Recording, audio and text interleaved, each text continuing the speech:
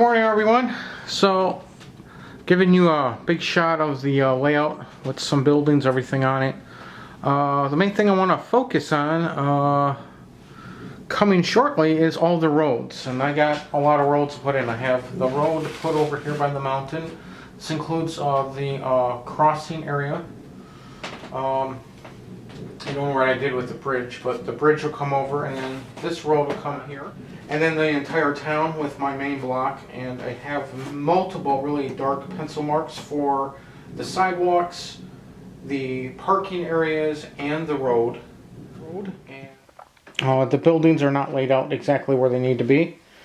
So what I did was I took my rulers and my pencil, and I drew out everywhere the road is going to be, where the sidewalks are going to be. So I have sidewalks. I'm sure it's really hard to see on the camera.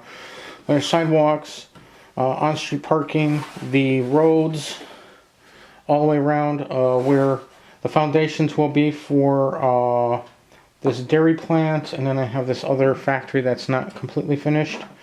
They're going to be sitting over here, and the foundation for them, and all the different buildings. So I have this now marked out on this plaster cloth. And so what I'm going to do next is I'm going to take this design vellum, which is kind of like a tracing paper, and I'm going to put that out on this side of the area, and I'm going to trace out and draw all the roads and stuff. So I am making a pattern of this block where the parking is going to be. I did all my measurements and stuff and put it on the plaster cloth. But when I start pouring the concrete, I'm going to be pouring, so there's going to be 2 layers of this stuff. There's already some underneath this area here. So what I'm going to do is I'm going to have it so everything is, I'm going to pour like a big chunk of it. And then when I have to come back over to put in this block where the parking's going to be and the sidewalks, I'll be able to have a pattern. So I still have the sidewalks to draw in, the area where I want to have the alley, like that. So yeah, I'm just going to be using it as a pattern, kind of like they do in sewing. When if you know anyone that does sewing, where they make garments, kind of going to use that same idea here. I'm getting ready to work on the roads. Have my little spreader here, and I got my paving tape, and I have a pattern of the entire road and whatnot area. I got some of these in for some other track. They're the Woodland Scenic foam roadbed. Obviously I didn't really need that for the Cato track because it had roadbed included. So I'm taking these extra pieces I have, and I'm using them as the foam for doing the road crossings, because this attached roadbed is the same. Okay, so these are the pieces I have for the crossing area here and over here. Hopefully you can see both of them from that angle.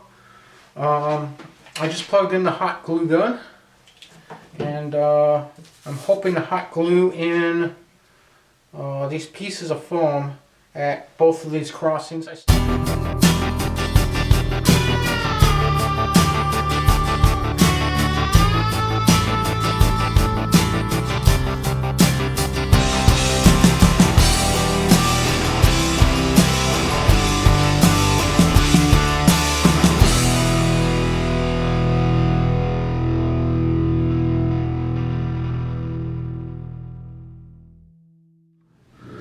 Hey all, I've been putting down this paving tape stuff. It takes a long time to get the little sticky residue stuff out, but I do have a little tape here and there, and I got the thing that it's going to spread the stuff on, and it's pretty wide. So I'm making it so that it's going to cover like this whole block. So then I'm going to do the same thing over here.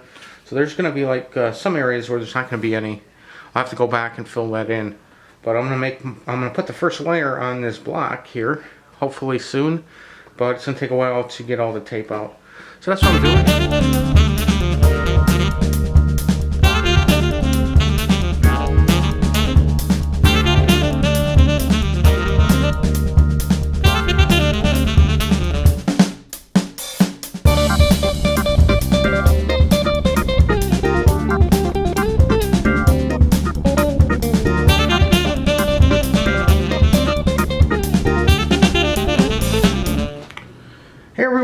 I'm still laying the paving tape for my layout.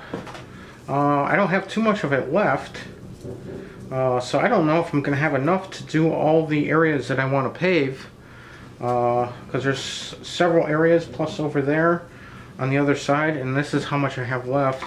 And I still have to cut out some more for just this space here. So I'm going to wait till I get some more of this stuff, because I can tell you that's not going to be enough to be able to do all of it, unfortunately. It looked like it was going to, and I thought I calculated it a certain way that it looked like it was going to be fine, but So I have laid for the factory here and this other factory, and I have the block. The only problem is with this spreader that I have, well, it does reach, it concaves in the center, so what I'm going to do is I'm going to take 2 small strips and put them right here in the area where it's going to be a curb, so I'll end up pouring a double batch there, so it's not a big deal.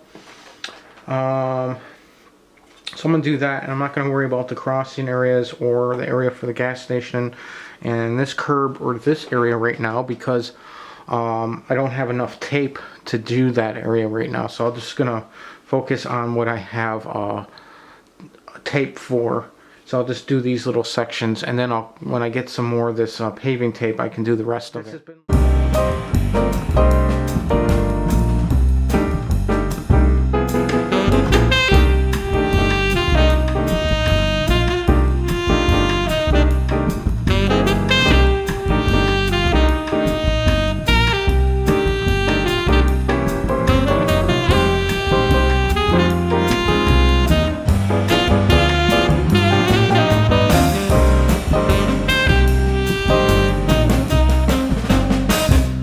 Okay guys, it has been about halfway through. So this is my bottle of water, and I'm going to spray this on this area. This should make it a little bit smoother, especially in the areas where you see the potholes, where it's like cratered up here. This will actually be in the middle of the block, but here, there, this will actually be in the street. So this might help actually make it a little bit smoother. Don't need too much. Just a little water sprayed on there. A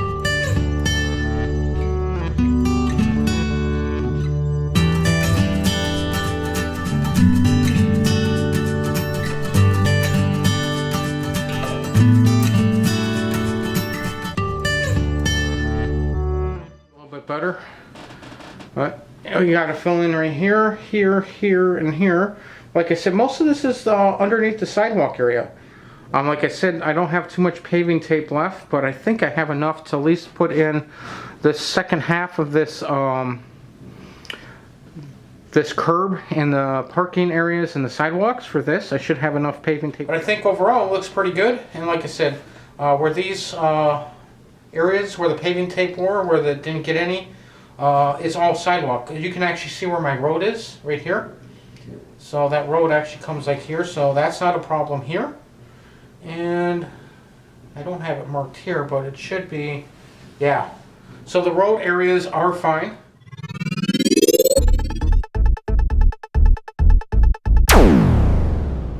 See, this is the Fresh Market.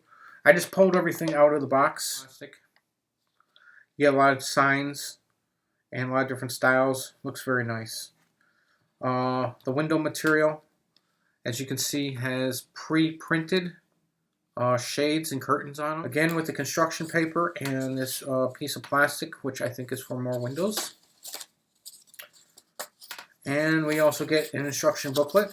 But you can see what detail and stuff. Let's get that in. That's pre-made. The roof is already done. And let's just take what they got here. Looks like they have a sign, a park bench, some awnings, and some other stuff I don't really know. Let's take a quick look at that. Here is a punched out area for windows and doors. Got a ladder, some chimneys stuff, and it looks like a hand cart.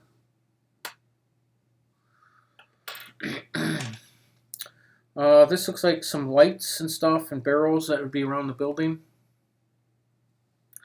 And last we have what look like the fruits and vegetables. the ice machine, the soda machine that would be around the building. If you want to get these models for a good deal for N scale, go to modeltrainstuff.com. That's where I got these. They're normally like $26.99. I got them for $15. And the Woodland Station, which is off to the side here, I'll just show you. This one normally goes for $25. Modeltrainstuff.com had this for $11. And it's the main reason why I bought these models. And it's a market. It's a little grocery store at the bottom here, and it has a little vegetable stand right outside here, and it's got a bench on it, and it's got a nice little sign with some lights at the top, and then it looks like there's an apartment upstairs. So it's fantastic. It has little awnings and stuff, and I really like the color scheme I came up with this. I got a yellow oxide at the bottom with the green awnings, and then up at the top here I also reused that yellow oxide along with I think a red oxide brick color, and then up at the top I went with more of a concrete looking color. But yeah, it's fantastic with the little details around it. I added decals and lights and conduit, and then there's even a little soda machine over here, and you can see upstairs there's the shades, has shades on it. Now I didn't put any window material yet on the back of the back windows because it did have shades available for it, but I'm going to use those shades someplace else because you're not really going to see the back of this building. It's going to be in an alley, so I'm going to use regular just acetate. And I am going to light the top half of this building up, but I'm not going to actually light up the bottom half because the store, I think, should be closed during the night here. I put in, actually, this little sign here came from the dairy distribution center. This is one of the little signs that came with it, and I thought this is a great sign to put on a little grocery store because it shows that it sells dairy at this store. Plus it has a little ice cube making machine, and as you can see, more of the window shades and whatnot. So yeah, I like this little kit. Cool. I wish they would sell this shade material by itself so I could add it to some of the other buildings because it really, really looks cool. But so yeah, that's the Fresh Market. This was around $15 on sale. It normally goes for, I think, $26.99 or $27, but I got it for about $15. And it's a cool little kit, and I'm really excited to have that part of my layout. And